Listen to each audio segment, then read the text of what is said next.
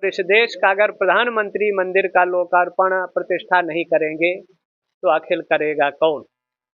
कुछ लोग झूठ, भ्रम, भ्रांति समाज में फैलाकर एक नफरत का वातावरण सृजित कर रहे हैं।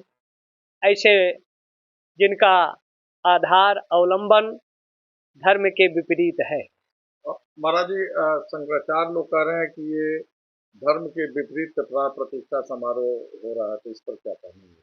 काशी के आचार्य लक्ष्मीकांत दीक्षित और धर्मशास्त्र के यहाँ द्राविड़ जो इन लोगों ने आरोप लगाया है, जो लोग आरोप लगा रहे हैं धर्मशास्त्र, पहले तो ये स्वयं शास्त्री है नहीं, ये स्वयं शंकराचार्य है नहीं।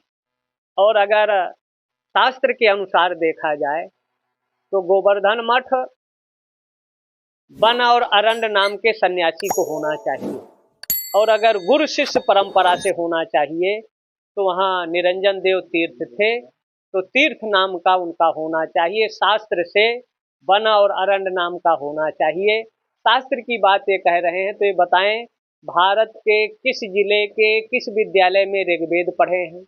ज्योतिर्मठ जो है गिरि और पर्वत नाम के सन्यासी का है, और अथर्ववेद का जानकार वहाँ होना चाहिए। द्वारिका मठ जो है वो जो है आश्रम और तीर्थ नाम के सन्यासी का है, लेकिन जो स्वयं में अशास्त्रीय हो, वो शास्त्र की बात कर रहा है तो गलत है, अलोकतांत्रिक है, अशास्त्रीय है। शास्त्र सम्मत लगभग 4 साल ऐसा मुहूर्त नहीं आएगा जो मुहूर्त 22 जनवरी को अभिजीत मुहूर्त है मध्याह्न में, और सर्वार्थ सिद्ध योग बन रहा है। इसलिए मुहूर्त का भ्रम भ्रांति समाज में फैलाकर नफरत और कटुता का वातावरण जो निर्माण कर रहे हैं गलत है। ये सब नहीं होना चाहिए। परमात्मा इनको सद्बुद्धि दे।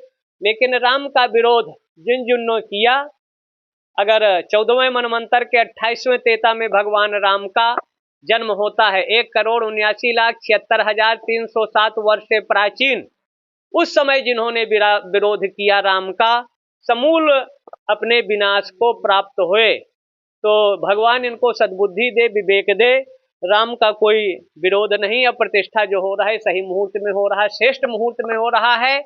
और योगी जैसे मोदी और उत्तर प्रदेश के हमारे योगी जी, अगर देखा जाए तो पहले प्रधानमंत्री भारत के हैं जो मंदिरों में जा रहे हैं, मंदिरों का विकास हो गया।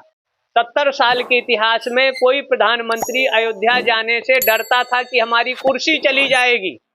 तो जो मोदी जी के जैसे देवलोक महाकाल का, केदारनाथ जी के विकास आदि का, और यहाँ विश्वेश्वर का और अयोध्या का, तो अगर संघ और विश्व हिंदू परिषद नहीं होता तो ये आंदोलन यहाँ तक नहीं पहुँचता और ये स्थिति आज नहीं होती। इसलिए जो हो रहा है श्रेष्ठ हो रहा है, उत्तम हो रहा है, मुहूर्त भी उत्तम है, श्रेष्ठ।